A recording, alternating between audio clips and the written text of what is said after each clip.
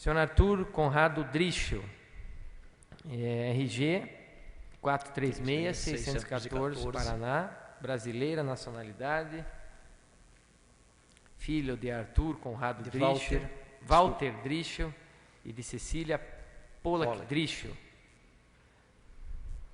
Data de nascimento 25/6/39. Isso. Natural de Curitiba, casado, escolaridade superior, profissão perito criminal, endereço Rua Francisco Úrsula Simão, 403, Vila Juliana, Piraquara.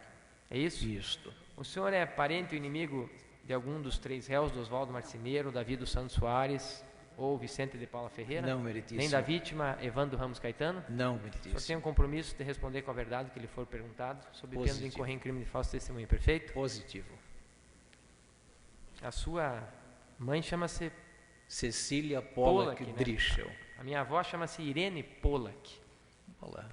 Mais polonês que isso, impossível, né, seu Conrado? Só faltava ser polaco, né, o sobrenome. O K Deve muito... ter alguma conotação com sua Lá de santidade. Irati, né? Lá de Irati, essa família da sua mãe? Nós somos de família aqui do Alto da Cruz do Pilarzinho, mas o pessoal veio e na época que veio, foi por esse Paraná de meu Deus aí. Verdade. Doutor Arthur, o senhor também assinou, como eu perguntei à doutora Lúcia agora, foi o segundo signatário do laudo de levantamento do local. Sim, mas eu estive no local, logo em seguida a retirada do corpo, eles haviam levado para o Instituto Médico Legal de Paranaguá. Antônio Carlos Lipinski, que esteve inicialmente no local, nos solicitou, juntamente com o Dr. Luiz Alberto Vicente de Castro, que era chefe da seção de crimes contra a pessoa, fomos ao local e aí praticamente abraçamos o exame pericial. Acompanhei todos os passos, inclusive no Instituto Médico Legal em Curitiba. Desse seu exame realizado e vasto depoimento já prestado aqui, o que o senhor tem a nos informar que mais lhe chamou atenção, dados mais importantes desse exame? Meritíssimo. O exame foi realizado pela criminalística no dia 11 de abril. Segundo informações, o corpo, a pessoa, o menino teria desaparecido em fevereiro. Em primeiro lugar, o estado de decomposição do corpo não corresponde, deveria estar numa decomposição bem mais avançada. Aqui ele está muito conservado para ter ficado todo esse tempo no mato. Todo esse tempo que seria para o senhor quanto? Praticamente 2 meses, um pouquinho menos, quem sabe. Isso na sua visão técnica, isso é decomposição de quanto tempo? O senhor analisou isso ou não analisou? Tem condições de ser técnico nesse aspecto? Até poderia, mas não atentei esse detalhe nesse momento. Mas como nós também temos médico legista, pelo que me consta, talvez ele poderá esclarecer com bastante propriedade. Muito bem. Por outro lado, nós vemos que as folhas caíram ao redor do corpo e não sobre o corpo. Mesmo na cavidade de evisceração, não há folha, não há vegetação caída. Isto quer me parecer, aliás, tecnicamente posso dizer, esse corpo não ficou por tanto tempo neste local. Mais um detalhe, ao redor do corpo não há ação de animais necrófagos com muita evidência, apenas nas partes terminais dos membros superiores, onde foram seccionadas as mãos, e um pouquinho, quem sabe, ao lado da cabeça. Isso dá para ver nessas fotografias, que a vegetação não havia sido mexida por animais necrófagos. Nós temos um caso do padre Alberto Piero Bon, atendido em Almirante Tamandaré, onde o corpo também ficou por 2 semanas, talvez um pouquinho mais, quase 3 semanas. A vegetação está totalmente revolvida, bem como por ação de saca-bocado, os animais necrófagos carregam, não, mas desculpe, meritíssimo, só para mostrar, eles carregam pedaços do corpo, por assim dizer, e vão esfregando sobre a vegetação fica toda... Veja bem, o senhor pode trazer apontamentos do doutor Paulo, o senhor sabe muito bem que nada impede, o que não pode haver da testemunha é leitura de peças, mas eu peço que o senhor não mostre documentos que não sejam afetos ao processo. Efetivamente, o doutor Paulo tem certa razão nesse sentido. O senhor quer se manifestar sobre o caso, pode até se manifestar, mas não mostrar um documento, porque esse documento não foi mostrado antes para as partes, então pode gerar alguma surpresa, perfeito? Mas o senhor pode fazer algumas comparações, fazer algumas, nesse aspecto, sem problema. A questão do laudo, excelência, só por questão de ordem, o perito pode ficar à vontade. Pode ficar com o laudo, pode ficar com o laudo. Não tem problema. Inclusive é um apontamento seu, né? Faz parte do processo, inclusive, não tem surpresa nenhuma. Que mais, doutor Drischel? Uma vez retirado o corpo do local, isto sim, é fotografia que não ficou anexa ao laudo, por razões que não sei dizer agora porque o Lipinski não anexou, mas não faz mal.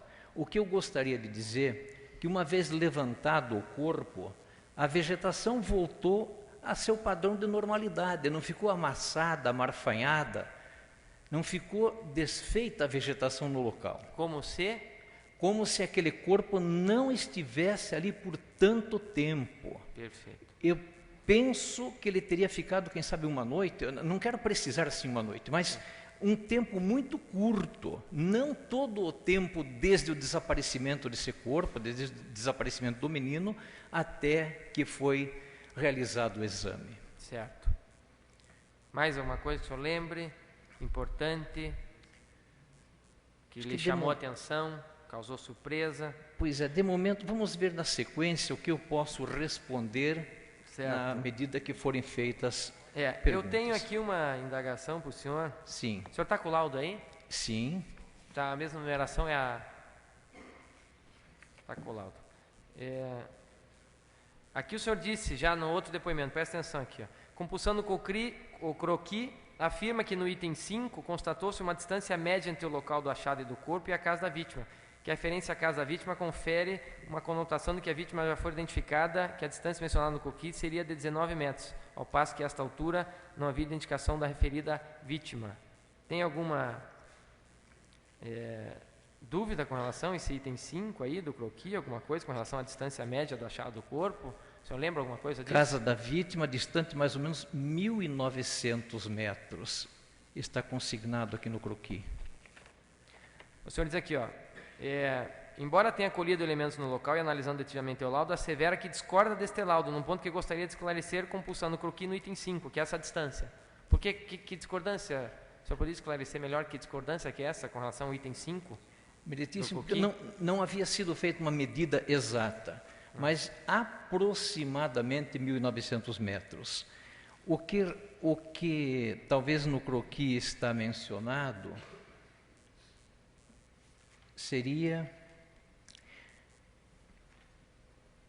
o nome da vítima já consignado em laudo, talvez teria sido este, quando, na verdade, naquele momento em que estava sendo feito o levantamento, não havia sido identificada a vítima.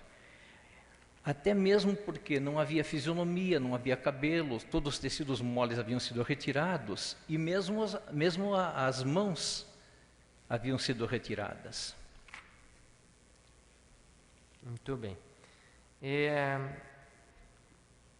Aqui também o senhor disse o seguinte, que o senhor é um pesquisador de todas as religiões, num depoimento seu anterior. Sim.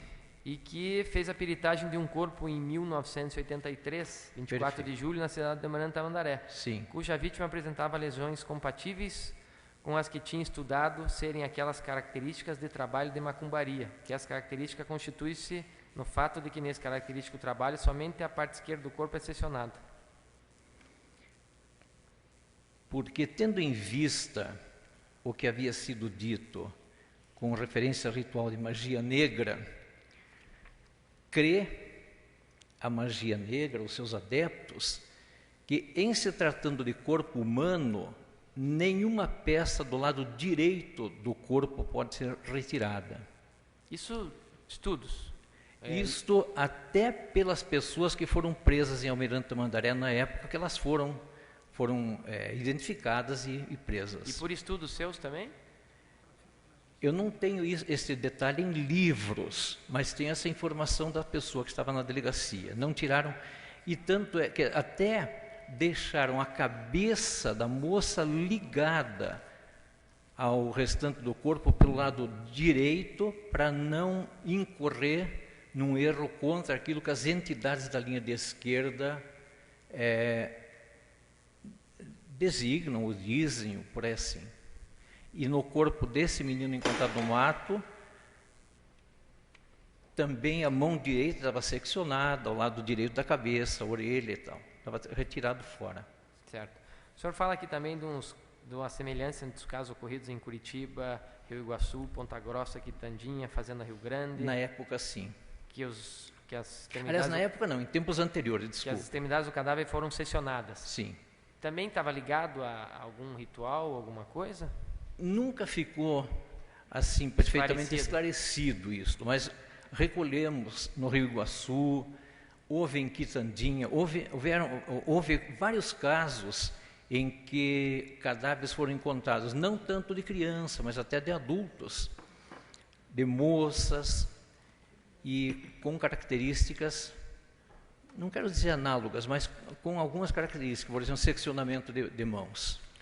O senhor foi o responsável pelo laudo de levantamento do local. Estive com o Lipinski no local, mais o Dr. Luiz Alberto Vicente de Castro, estivemos juntos e refizemos par e passo, só que naquele momento o corpo não se encontrava mais no local.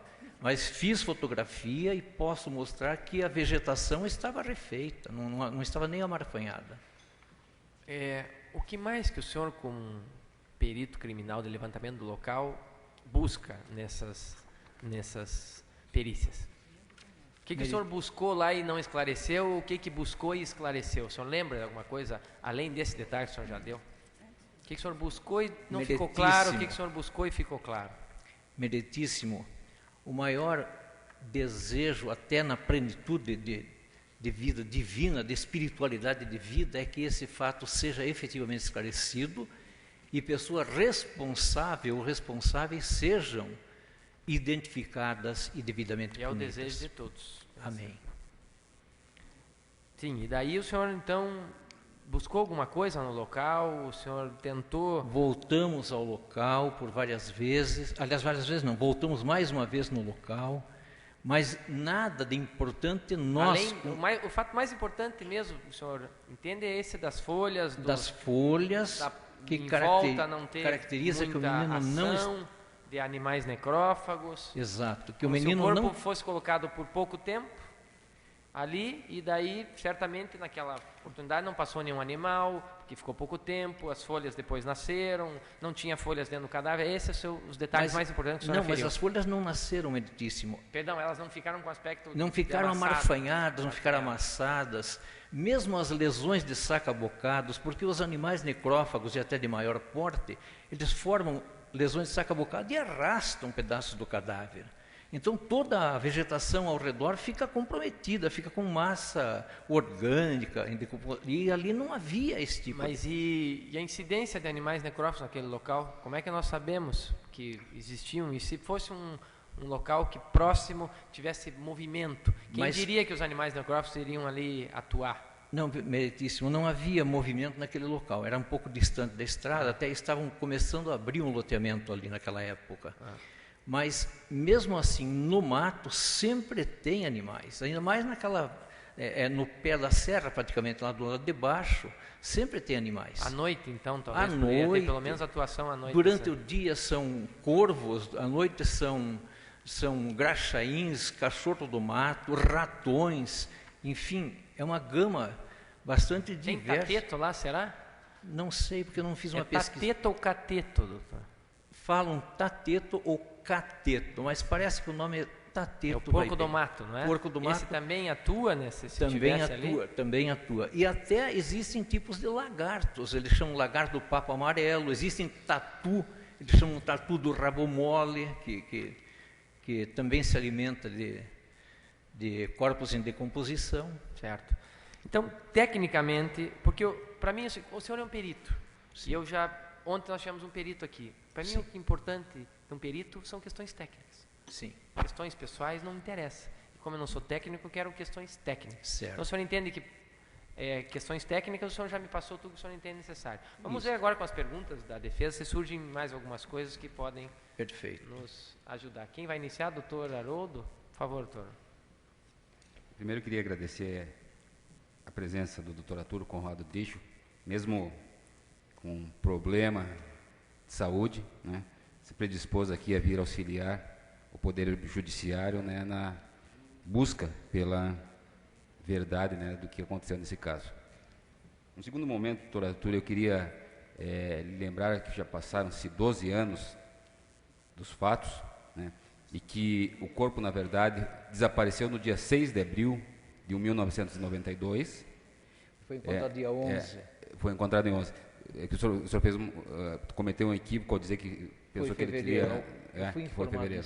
Então, ele desapareceu no dia 6 de abril, né? O suposto ritual macabro teria acontecido no dia 7 de abril e o corpo foi encontrado no dia 11 de abril. Só para refrescar a sua memória. E assim, eu queria lhe fazer uma pergunta bem objetiva.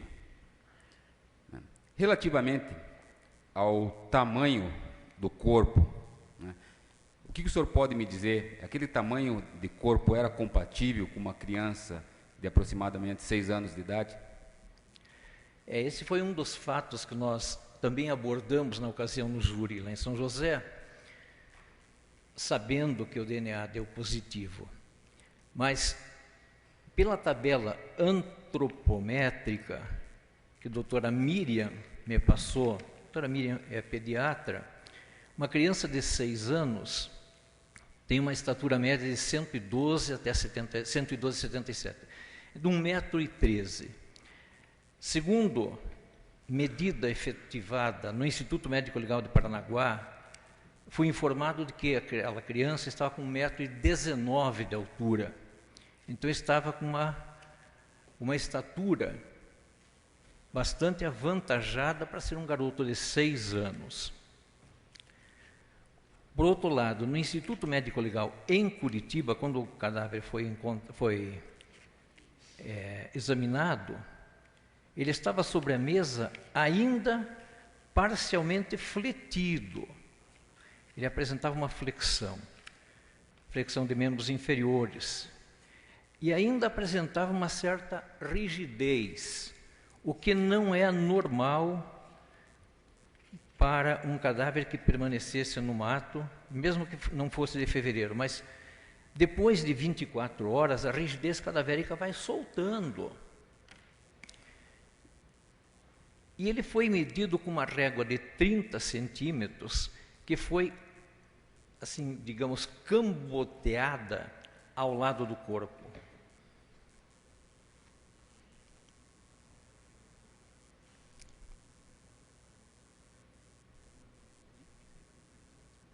Pode falar que está sendo gravado, fique tranquilo. Então, a régua foi camboteada pelo lado do corpo, uma régua de 30 centímetros. Cada vez que se faz um movimento desses com a régua, é evidente que nós teremos no final uma diferença. Cada movimento vai dar uma pequena diferença, no final teremos uma diferença na estatura. Não foi feita a medida pela lateral da mesa, porque a mesa tem a sua marcação e nesse caso não foi.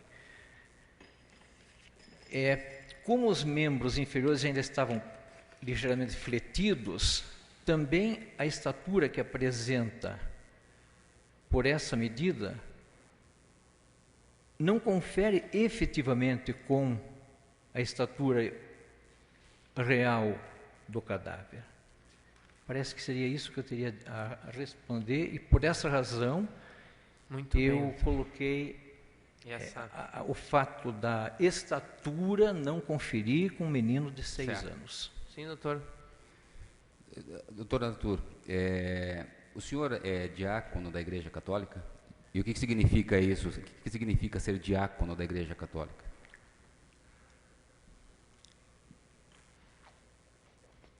Em 1979, doutor Dricho, o senhor seja objetivo, porque primeiro que a pergunta, para mim, não tem relevância nenhuma. Então, se o senhor não for objetivo, eu vou indeferir. bem objetivo. Para mim não tem relevância nenhuma. A pergunta tem relevância, Excelência. O O senhor não sabe pode... qual é a tese da defesa lá na frente. Pode ser a tese da defesa. Então, se a pergunta não tivesse relevância, a defesa não faria. Quero ver nos quesitos, doutor. Tese da defesa com ele ser diácono, o que é diácono. Quero ver o senhor colocar isso na aquisitação, na sua explanação aqui, pedir alguma coisa com relação a isso. Eu quero que o senhor me mostre isso aí depois. Estou curioso para saber. O senhor vai ter oportunidade. Então, A paciência sim, doutor. é uma virtude. Certamente. Por isso que eu tenho bastante, graças a Deus. Só rapidamente. Rapidamente, objetivamente. Diácono responde por todo É um o perito, trabalho doutor. pericial. Perito ele. Perguntas técnicas. Perito. Só por todo o trabalho pastoral da igreja. Certo. Trabalho Pastoral de igreja. na igreja. Muito bem. Vamos assim, a pergunta excessivamente técnica, como pretende o Meritíssimo. Não precisa ser excessivamente técnico, doutor Haroldo, mas que seja... No seu depoimento em 3 de abril de 98, né, foi lhe perguntado o seguinte, o que o senhor tem a dizer com referência a uma reportagem que o texto era redigido da seguinte forma: com base na reportagem do jornal Hora H, última edição do mês de julho de 97, folhas 21, se poderia esclarecer o teor da reportagem ali consignada como sendo: no meu entendimento, aquele corpo não poderia ser do pequeno Evandro Caetano, porque, sendo menor de 7 anos de idade, com complexão física pequena, aquele corpo colocado para exame no IML era muito grande, parecia ter entre 8 e 10 anos de idade. Levantamos uma série de dúvidas. Para mim, aquele corpo tinha sofrido cortes tão perfeitos que tinham sido feitos por mãos hábeis de cirurgião. Parecia que aquela criança tinha sofrido uma cirurgia. Havia também um ferimento feio nas costas que poderia ser causado por um atropelamento. Outro fato que chamava a atenção era que o corpo, em aparente estado avançado de putrefação, não exalava mau cheiro condizente. O corpo endurecido parecia congelado. Mesmo assim, ele não tinha rigidez cadavérica normal. Ele estava molengo. Sobre essas declarações, eu queria que o senhor esclarecesse. Né? Perfeito. Relativamente ao corpo não parecer, né? O senhor já se referiu à questão do tamanho, né? E que aquele corpo parecia que tinha uma lesão de atropelamento costas. E o fato da questão das cirurgias. Eu queria, inclusive, doutor, que o senhor passasse as fotos, né, constantes dos autos, né, do disquete. Meritíssimo, com referência à declaração, essa jornalista fez uma visita em minha casa e fomos conversando sobre o fato e ela foi gravando. Eu não sabia que estava sendo gravado, mas sabendo ou não sabendo, não modifica a minha colocação, a minha análise, a minha conclusão sobre os fatos. Então, realmente falei. E é bem verdade que eu disse que o corpo não correspondia ao tamanho de um garoto de 6 anos, é o que eu acabo de dizer, pela estatura, pela tabela antropométrica que me foi fornecida, é exatamente isto. Mais uma vez, o estado de decomposição do corpo não apresentava-se como um garoto que tivesse feito... Já comentou isso também. Também já falou, já está gravado. Ele apresentava realmente uma lesão nas costas. Eu usei a palavra atropelamento, mas é evidente que é uma ação contusa que pode não ter sido atropelamento. O senhor quer fazer perguntas, doutor? Vamos fazer o seguinte, já daqui para frente, eu quero que os jurados gravem o seguinte. Quando o doutor Haroldo perguntar, vamos lembrar que o doutor Haroldo é o advogado do Vicente. Levante a mão, Vicente. Certo? Vamos começar a gravar isso daí, porque lá na aquisitação depois eu vou falar, agora é a votação da série do Vicente, cliente do doutor Haroldo, tá bom? Vamos gravar bem isso daí, que são 3 réus, são 3 séries para cada réu, para não haver nenhum problema. Então, doutor Haroldo, advogado do Vicente ali, sempre quando... Eu gostaria também que o senhor trouxesse, excelência, mandasse trazer os instrumentos que foram retirados daqui. O facão, as coisas. Serrotes, etc. Pegue lá depois. Quer apresentar, doutor, ou não? Oi? Você quer apresentar o facão agora? Quero. Então pegue lá. Eu pedi para ser levado isso. Pode mostrar as fotos.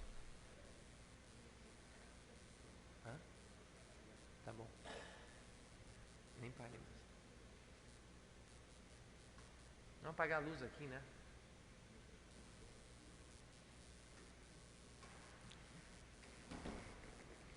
Nesta foto pode-se ver como a vegetação, as folhas em volta estavam completamente dispostas e dentro do corpo não havia folha caída. E era uma época que estava caindo muita folha, tanto é que tem muita folha seca caída ao redor do corpo. O que o senhor consegue visualizar além disso aí? Doutor Haroldo, se o senhor não ficar no microfone vai ser difícil, porque nós temos que gravar isso aí e... Cadê o microfone aquele ambulante? Aquele eu não sei se está funcionando, doutor. Não é garantido que ele vá, que nós fizemos teste nele no sem fio, por isso que eu nem estou usando. Eu ia usar, mas nem estou usando para não...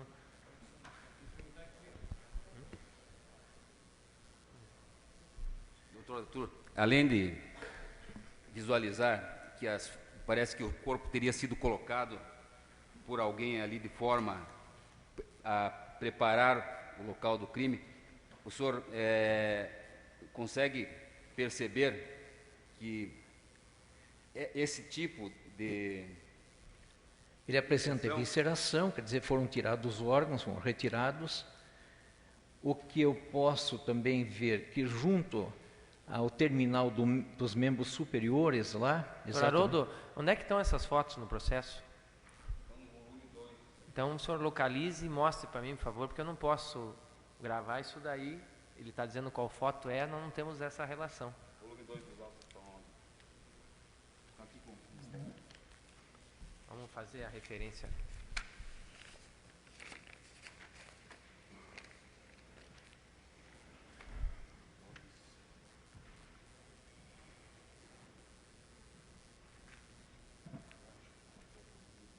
Eu não acho, não é?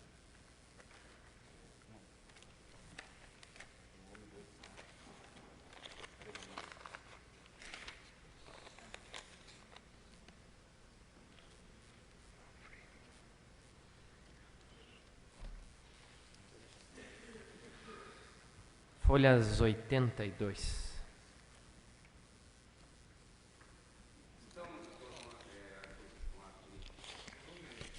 Microfone, Zé.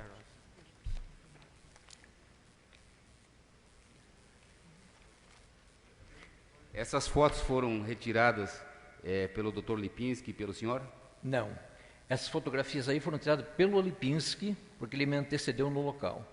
Esse corpo, então, foi retirado do local, levado para o Instituto Médico Legal de Paranaguá. Aí ele solicitou o apoio do Luiz Alberto Vicente de Castro, que era o chefe da seção, e o meu apoio. Em seguida, a gente desceu para o local. O corpo não estava mais no local quando eu cheguei lá. O senhor esteve no IML de Paranaguá? Não, não estive. Estive no IML em Curitiba. Acompanhei aqui o exame no IML de Curitiba. O senhor tem conhecimento de quanto tempo levou para transitar o corpo do IML de Paranaguá até o IML de Curitiba? O senhor pode fazer alguma consideração técnica sobre esse período?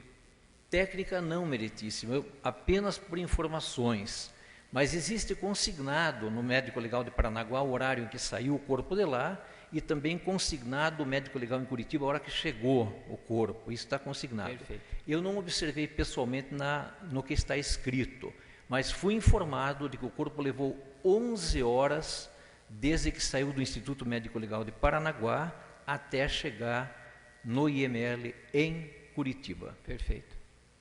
E em decorrência desse tempo excessivo, né, porque normalmente se leva para sair de Paranaguá a Curitiba cerca de 1 hora, no máximo 1h30, o senhor pode dizer que teve algumas consequências técnicas que poderiam afetar no exame aqui em Curitiba? É evidente que um corpo permanecendo, se é que permaneceu dentro da ambulância todo esse tempo, com o calor, ele sofre modificações. Tem conhecimento de que em algum momento, em alguma oportunidade, esse corpo chegou a soltar um líquido semelhante à água, parecendo que era um corpo que estava congelado anteriormente? Isso também houve algum comentário nesse sentido. Inclusive, na lateral, na hemiface esquerda que ali aparece, existe uma substância esbranquiçada que tem as características de uma, entre aspas, queimadura feita por gelo. Mas isso eu gostaria, meritíssimo, que também fosse abordado ao médico legista para que pudesse esclarecer com toda a propriedade.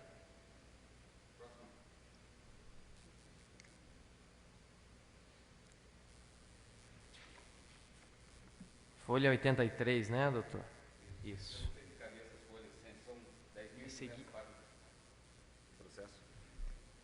Relativamente a esses cortes, cadê o material, doutor?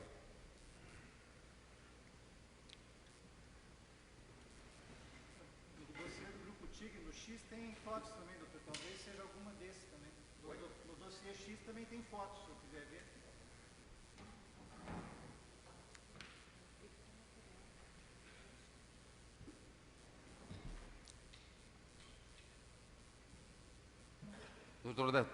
Doutor Arthur, essas lesões aqui, que o senhor visualiza de forma geral, poderiam ter sido ocasionadas por esses instrumentos aqui em minhas mãos? Eu não me sinto muito à vontade para dizer não foram. As características das lesões apresentam-se como que feitas por instrumento muito cortante, e também provavelmente por pessoa de muita habilidade, tanto é a simetria, a sequência, a lesão não sofreu solução de continuidade, ela vai sempre em frente. Os arcos costais, quer me parecer que foram cortados mediante uma tesoura, tipo tesoura de poda, até porque se olharmos no arco costal da esquerda, o primeiro, o segundo, o terceiro arco costal, ele foi seccionado em 2 momentos. O seguinte, um pouquinho abaixo, esse aí, ele foi seccionado em 2 momentos. Foi seccionado um pouco de baixo para cima e um pouco de cima para baixo. Tanto é que forma um degrau, mais ou menos na metade daquele arco costal, em função, certamente, de uma tesoura que teria atuado nesse local. Tesoura de poda, desse tipo de tesoura de jardinagem. As características, não posso afirmar que seja a tesoura tal, mas as características são essas. O senhor acredita que um açougueiro habituado a cortar frangos e bodes, por exemplo, teria habilidade para fazer atos dessa forma aí, esse tipo de corte? Meritíssimo, aí entraríamos assim num terreno. Viu, doutor Drischel? Diga. Eu quero opinião técnica sua. Tudo que o senhor entender que a defesa lhe fizer de pergunta pessoal, o senhor diz assim: não posso responder. Não quero a sua opinião pessoal de nada daqui, de nada. Porque é subjetivo, não está. Extremamente subjetivo, eu não quero. Então, quero sua resposta técnica. Se a pergunta for de cunho subjetivo, se o senhor não puder responder tecnicamente, o senhor diz: não sei, não então, posso responder. Não, com referência tá bom? ao açougueiro, não sei. Vamos nessa linha de raciocínio. Certo, obrigado.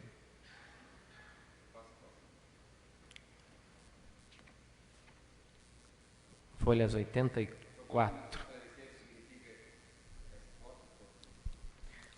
Só peço um minutinho de licença para... Vou repetir a pergunta para constar. O senhor pode nos esclarecer o que é a foto? Que número é as páginas? O senhor pode me informar? Já falei, 84. Representa?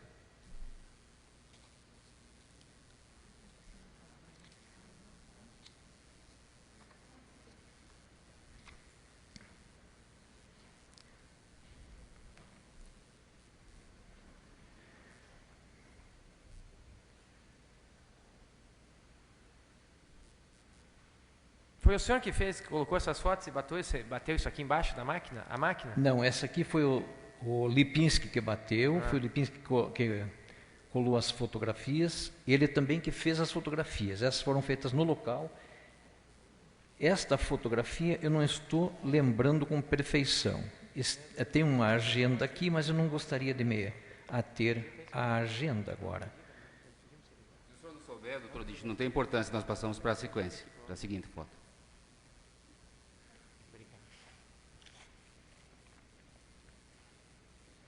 Pode passar a próxima foto.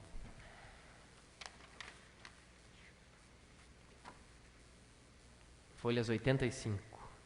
Esta é a lesão que apresentava-se nas costas por ação contusa, que naquele linguajar menos técnico. Quando eu conversava com a jornalista, eu disse que poderia ter sido por um atropelamento, mas não posso afirmar isto. Veja, é uma lesão de natureza contusa, produzida por um instrumento contundente. Que tipo de lesão, talvez o legista possa esclarecer com maior clareza.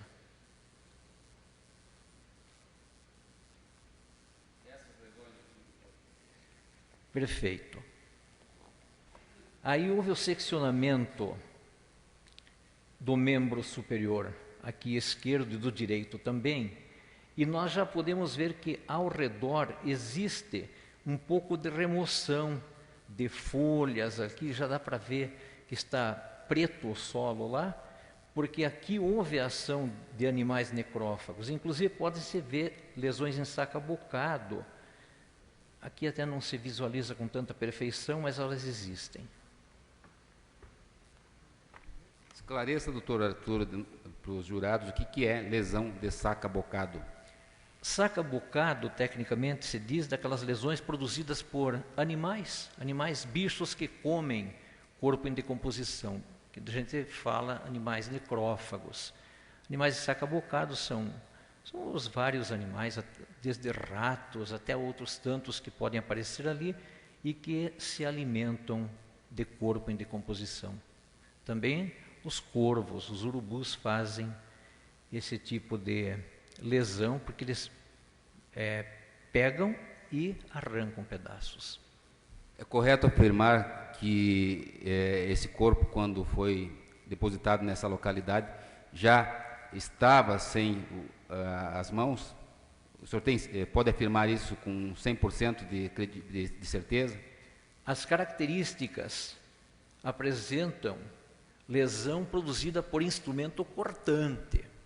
E não foram encontrados nem restos de mãos, absolutamente nada. A pergunta foi objetiva. O senhor pode afirmar com 100% que o corpo foi colocado ali já nesse estado, sim ou não? Eu digo que ela apresenta a característica de instrumento cortante. Poderia dizer sim.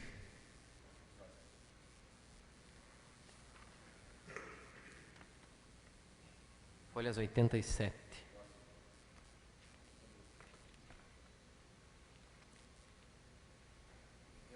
Folhas 88.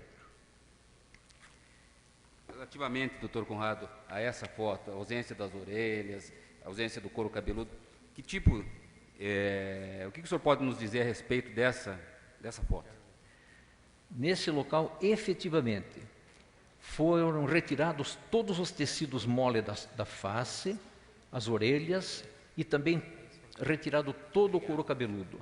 Existe ao redor do pescoço, inclusive, a lesão que produziu a retirada de todo esse material, de todo esse tecido mole. É possível dizer que por essa foto que essa criança foi estrangulada? Pela foto, não. Por essa foto, assim, nesse estado, não. Eu não tenho assim, condições técnicas de dizer que foi estrangulada.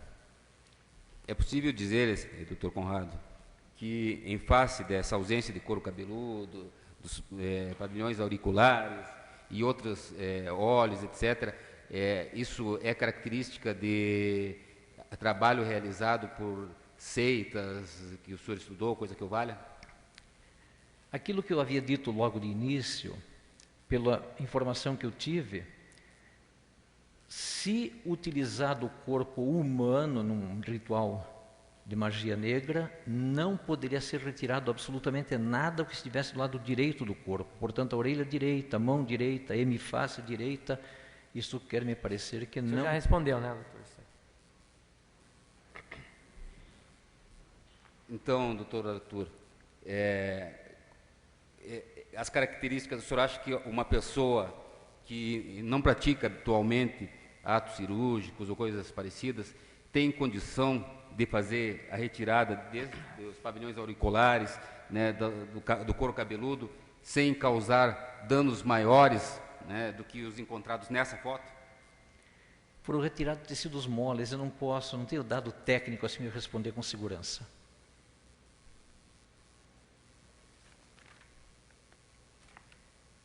Folhas 89.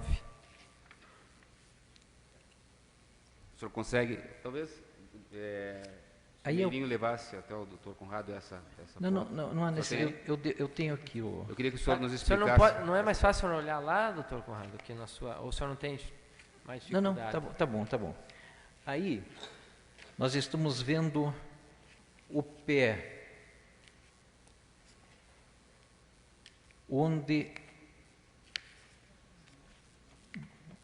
pode se mostrar a falta de dedos. Faltam dedos no pé esquerdo, é isso que diz a legenda da fotografia.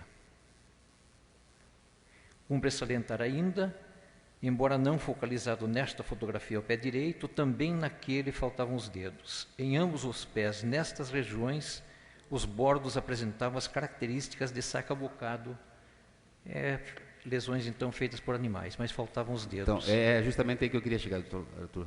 Essas lesões nos pés, elas foram produzidas por animais necrófagos, provavelmente. Não posso afirmar que exclusivamente por animais necrófagos, não posso afirmar.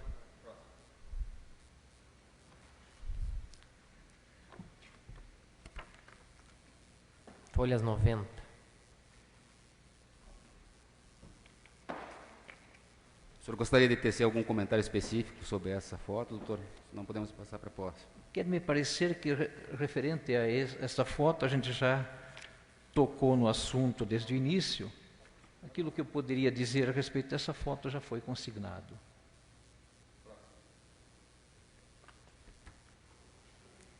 Aqui pode-se ver o arco costal que eu havia 92. dito. Este arco costal seccionado em dois momentos, um de baixo para cima, um de cima para baixo, formando aquele degrau, mais ou menos na parte central do osso. Quando eu falo arco costal, é da costela, né?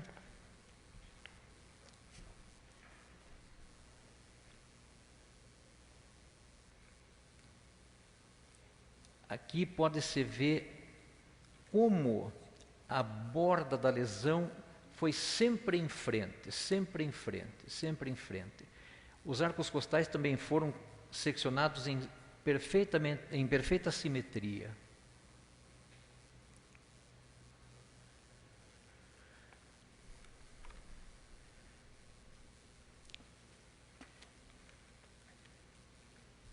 O senhor, só um minutinho, doutor. Folhas 223, foto superior.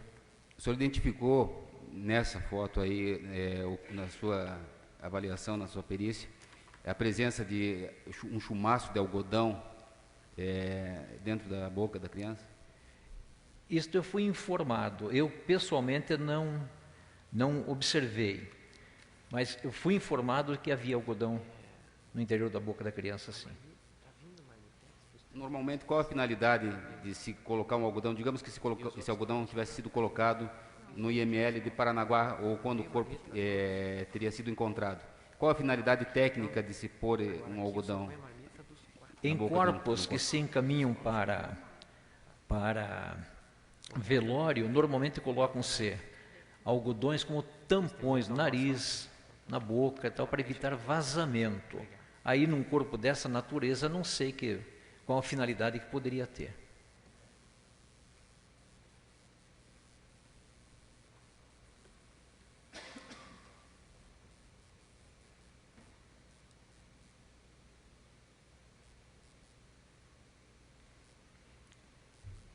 Nessa foto aí, a gente pode dizer que isso seria um algodão, doutor Conrado?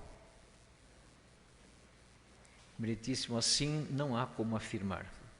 Foto Pela 223 fotografia, inferior. simplesmente. 224 superior. Relativamente a essas questões mais escuras,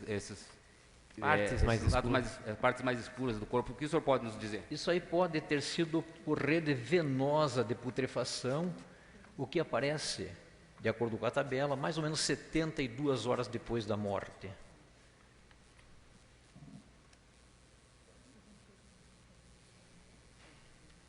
Folhas 224 Evisceração. inferior.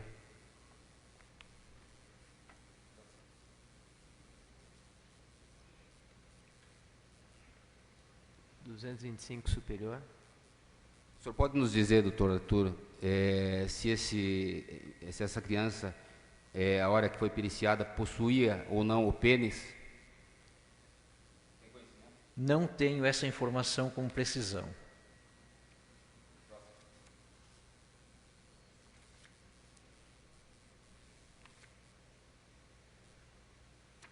Foto 225, inferior. É comum um corpo, após cerca de 4 a 5 dias, ser encontrado exatamente como nesse estágio de putrefação? Isso aí é um estágio que não equivale ao período demarcado da data da morte até a data em que foi encontrado o corpo? Mesmo que eu tenha me equivocado logo no início com referência ao tempo em que o corpo estava desaparecido, ainda penso que essa decomposição não corresponde aos dias de desaparecimento. –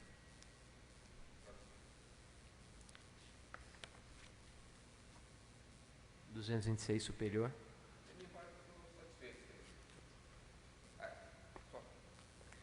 Doutor Álvaro Borges.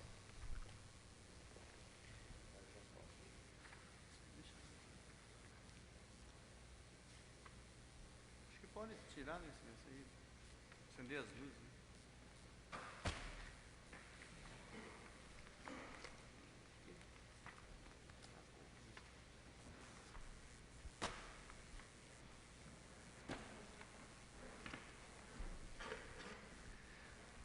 Doutor Drisch, o senhor está no ML há quantos anos? Trabalhei por 25 anos como perito criminal do Instituto de Criminalística e atendi 2.863 casos, nem todos com morte, mas a grande maioria sim. E este foi um dos casos que eu atendi já em 1992 e em 95 eu saí aposentado. Perfeito. Qual é a sua formação acadêmica? Eu sou farmacêutico bioquímico, também tenho curso de contabilidade e na área de perícia criminal eu tenho 52 cursos que vão sendo feitos pela Escola Superior de Polícia, onde também eu leciono criminalística, em toda a amplitude das suas disciplinas. No momento estou aposentado, mas passei lecionando lá de 1973 até 95. Perfeito. Dr. Drisch, nós temos provas nos autos, depoimentos, enfim, que dá notícia de que um dia antes do corpo ser encontrado, ou seja, no dia 10 de abril de 92, tiveram naquela localidade onde esse corpo foi encontrado, caçadores com cães caçadores. Pelo estado em que o corpo foi encontrado, pelas circunstâncias que ele foi encontrado, o senhor, como bioquímico, está certo que não é veterinário, mas é um bioquímico, os cachorros ali que passaram e caçaram ali, não teriam sentido o faro, não teriam sentido o cheiro desse cadáver, não teriam ido até esse cadáver? Eu não tinha esta informação, estou sabendo disso agora. Mas com toda certeza, cão de caça, ele teria sentido o faro, porque o cão é treinado para esse tipo de coisa. Teria certamente latido no local, feito um levantamento, como dizem os caçadores, levantou a caça. Teriam feito um levantamento desse local, com certeza. O senhor disse para nós que o tempo da suposta morte, né, do suposto ritual, e o achado que dá 4 dias, não representa o estado de putrefação. O senhor entende, pelo seu conhecimento técnico, que essa suposta morte, a morte desse cadáver, foi feito antes ou depois desse prazo, no dia 7? Eu não posso dizer antes ou depois. O que eu posso dizer é que a putrefação não estava compatível. Ele deveria estar uma decomposição mais acentuada. Esse corpo, então, depois do dia 7, ele não foi jogado naquele ambiente natural, o seu entendimento?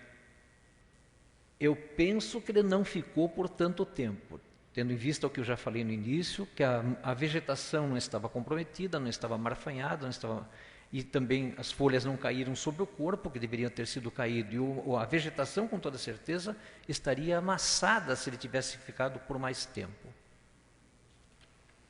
Perfeito.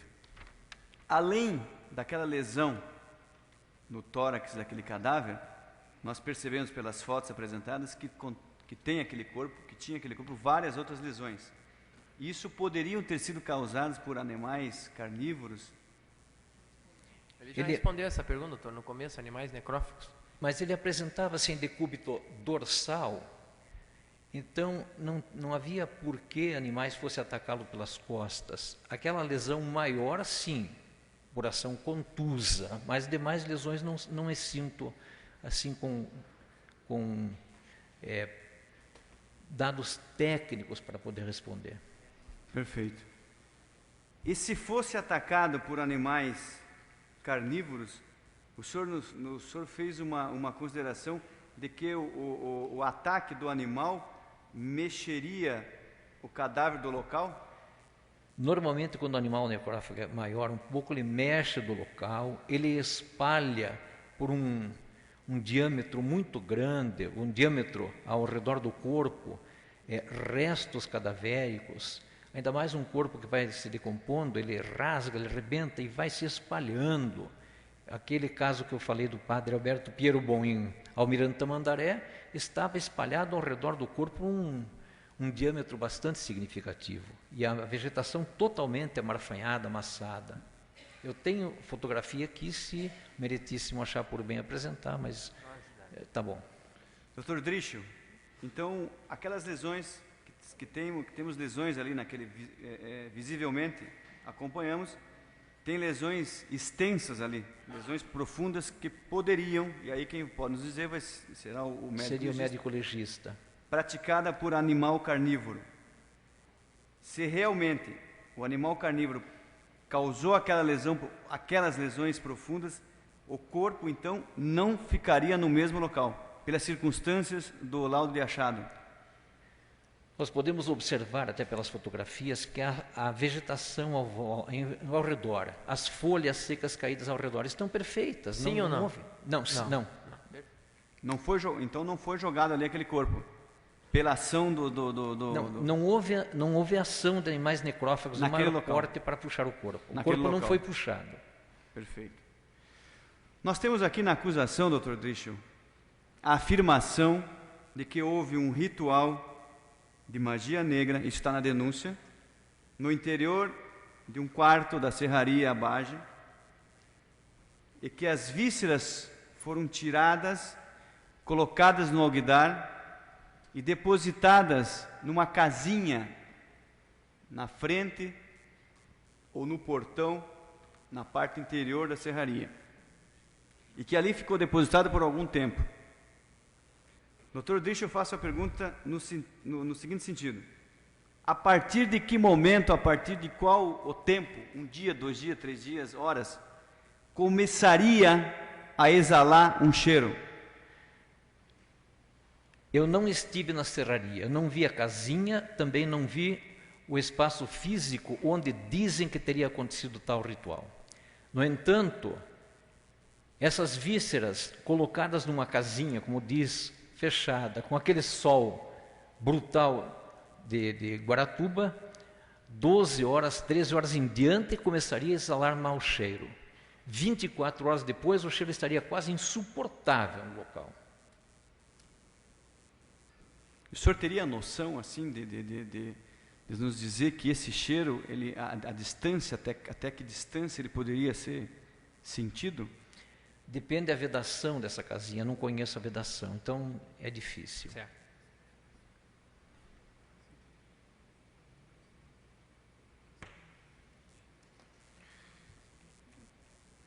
Doutor Drischel, é possível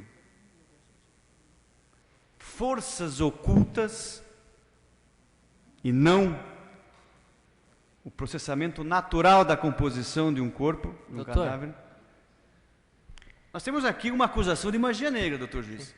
Concreta, material, fato. Forças ocultas, não estamos tratando daquilo. Estamos tratando. Ritual de magia negra, forças ocultas, oferenda a Exu, umas coisas assim. É possível forças ocultas alterar esse processamento natural da decomposição? Está indeferida a pergunta. Tecnicamente, não. Quando eu já tem indeferida a pergunta, o senhor não se preocupa, não precisa nem responder, tá bom? É que dizem que quando, Excelência, quando o pai de santo toma a cachaça, aí depois que sai a entidade, ele não está embriagado, o efeito do álcool não atinge aquele corpo. É nesse sentido que é a repergunta.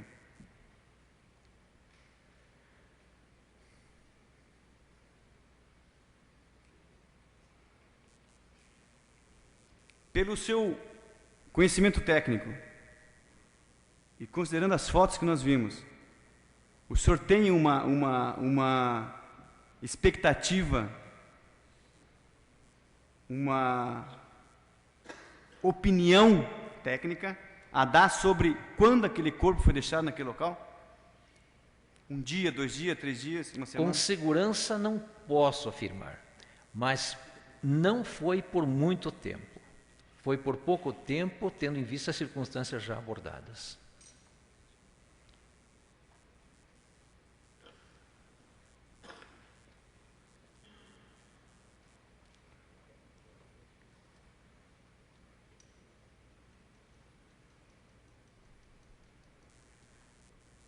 O senhor teve conhecimento se no local de achado do corpo estava naquele cadáver o algodão encontrado no laudo de necrópsia no ML em Curitiba? Não tenho essa informação. Estou satisfeito, Excelência. Doutor Paulo, doutora Lúcia que vai fazer. Doutora Lúcia Inês, com a palavra. Eu gostaria de saber da testemunha se aquelas fotografias que foram exibidas pela defesa fazem parte do laudo de necropsia. Os laudos do Instituto de Criminalística, sim. De necropsia não posso informar porque eu não li. Mas aquelas fotos que foram apresentadas agora, ali no telão, aparentando costelas, foram feitas... pelo perito criminal do Instituto de Criminalística, Dr. Antônio Carlos Lipinski, e fazem parte integrante do laudo de exame de local. Perfeito, então.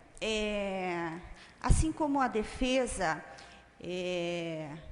lembrou o senhor, fácil tempo, né? 12 anos já transcorreram. Então, eu também vou fazer uma lembrança ao senhor, que quando o senhor prestou depoimento em juízo no outro júri, o senhor disse que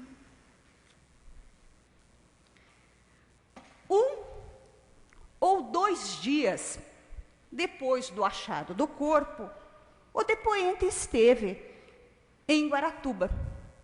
Então, hoje o senhor disse aqui que no mesmo dia do encontro do cadáver o senhor esteve. É dado ao tempo transcorrido que o senhor se equivocou? É possível. 12 anos passam 12 anos. E foram tantos os casos que eu atendi, posso ter me equivocado quanto ao tempo, sim. Então, provavelmente, o senhor pode não ter estado no mesmo dia do achado do corpo lá em Guaratuba. Mas eu estive no local até... Não, porque o senhor esteve no local, o senhor disse aqui, né?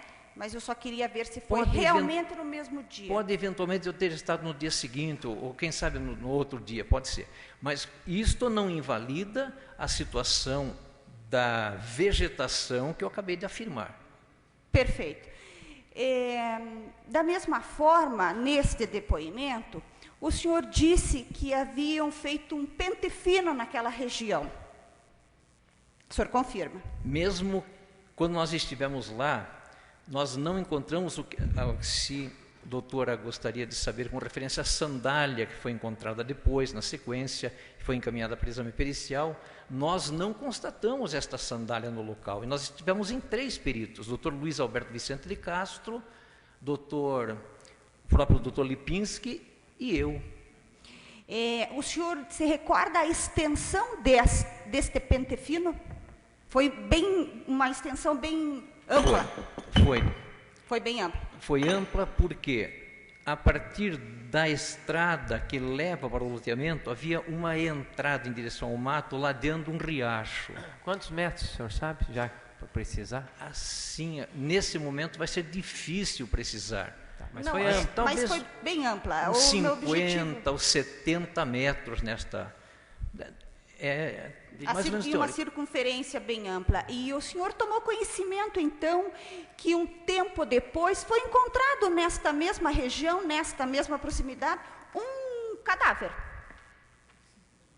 No mesmo local, E- fiquei sabendo, por informações, que depois havia sido encontrado adiante no mato uma ossada humana. Ah, o senhor ficou sabendo. Sim. E na época, Na o época senhor nós- e o doutor Lipinski fizeram o nós pente fino, infelizmente não encontraram. constatamos essa ossada. Ainda tem algumas, me desculpe que algumas o senhor já respondeu. Então eu tenho que me encontrar aqui nas minhas reperguntas.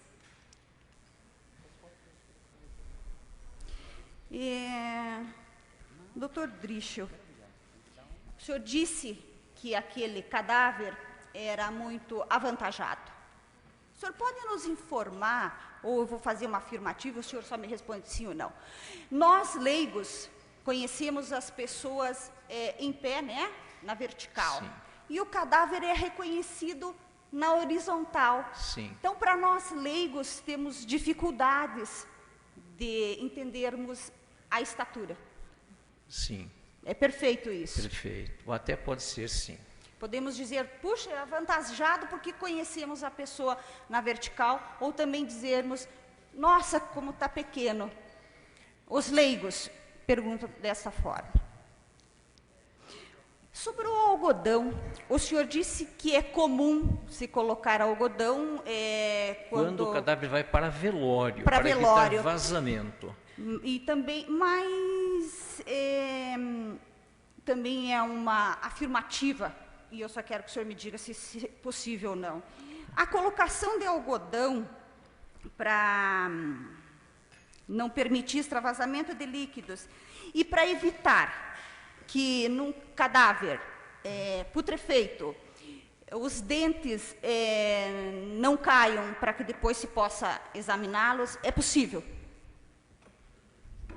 Não tenho essa informação técnica, mas penso que não seria esse o procedimento, até porque é um corpo que saiu do Instituto Médico Legal de Paranaguá para o Instituto Médico Legal de Curitiba, aonde foi realizado efetivamente o exame.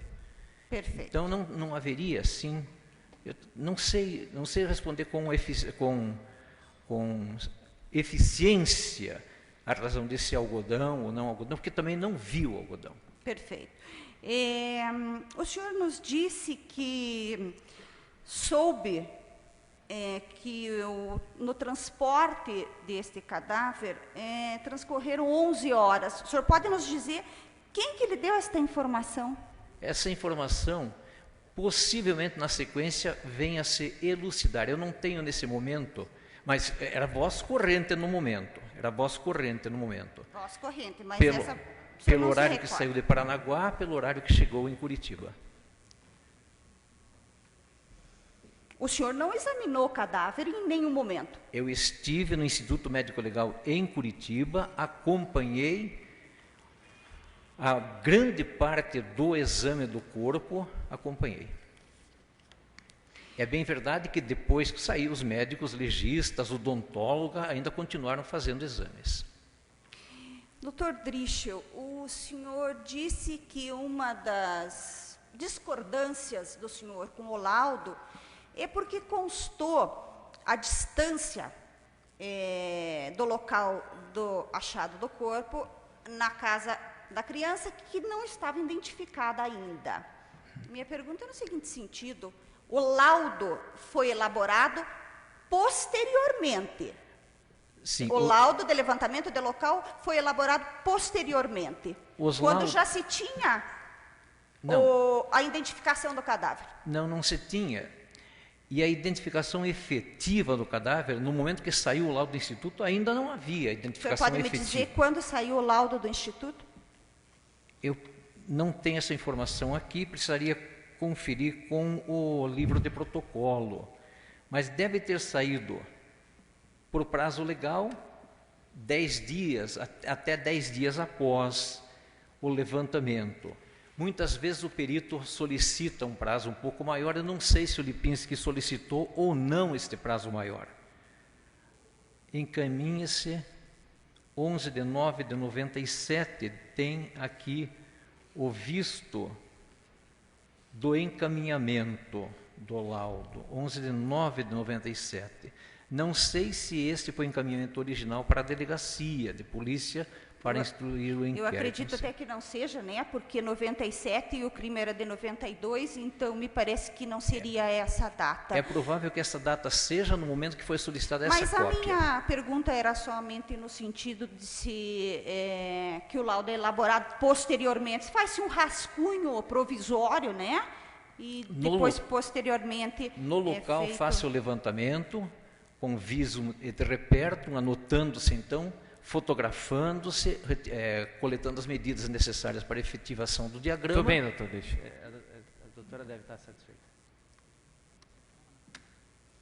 O senhor se recorda, que o senhor não esteve, quando o senhor esteve lá no local, já havia sido retirado o corpo, né, que o senhor mencionou, sim. Mas o senhor viu por lá policiais filmando? Não vi.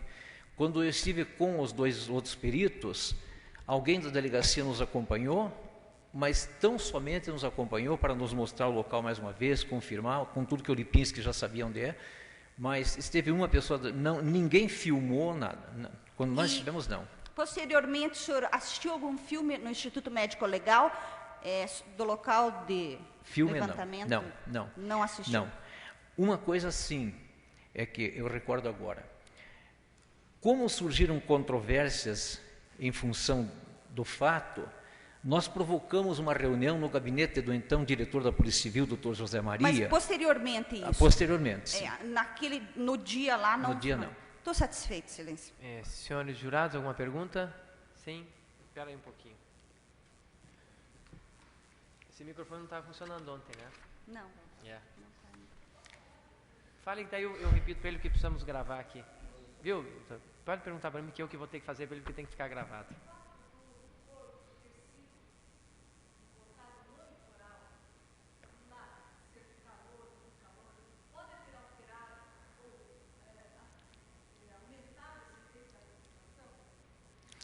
Efetivamente. Só um minutinho. É porque como o nosso sistema agora é diferente e o que ela falou lá não está gravado, então eu preciso refazer a pergunta. Sim. Antigamente era assim que era feito, sabe? Dessa forma meio enfadonha, mas o senhor já disse para nós que o calor de Guaratuba aceleraria a putrefação. Então a resposta já tinha sido mais ou menos. Mais alguma pergunta? Nenhuma? Pode encerrar?